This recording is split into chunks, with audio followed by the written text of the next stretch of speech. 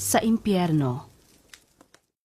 Noong Marso 1976, habang nananalangin si Mary sa kanyang bahay, siya ay dinalaw ni Hesukristo. Ilang araw na siyang nananalangin sa Espiritu nang bigla niyang maramdaman ang presensya ng Diyos.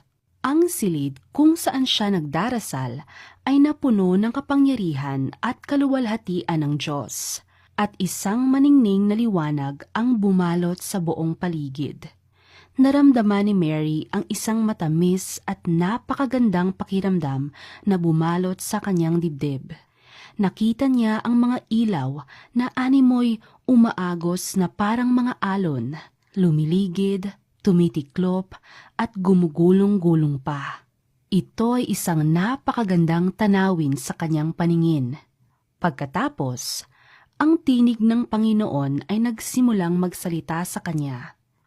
Ako, si Hesukristo, ang iyong Panginoon, at nais kitang bigyan ng paghahayag upang ihanda ang mga banal para sa aking pagbabalik at upang ibalik ang marami sa katwiran.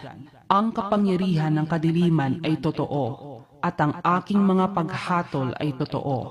Anak, dadalhin kita sa impyerno sa pamamagitan ng aking espiritu at ipapakita ko sa iyo ang maraming bagay na gusto kong malaman ng mundo. Magpapakita ako sa iyo ng maraming beses. Aalisin ko ang iyong espiritu sa iyong katawan at dadalhin ka sa impyerno.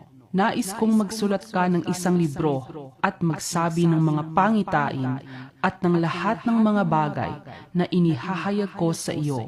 Ikaw at ako ay magkasamang lalakad sa impyerno.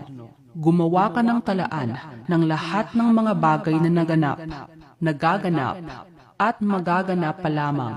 Ang aking mga salita ay totoo, tapat at mapagkakatiwalaan. Ako ay ako, at wala nang iba pang katulad ko. Paiyak na nagtanong si Mary kay Jesus. Mahal na Panginoon, ano ang gusto mong gawin ko?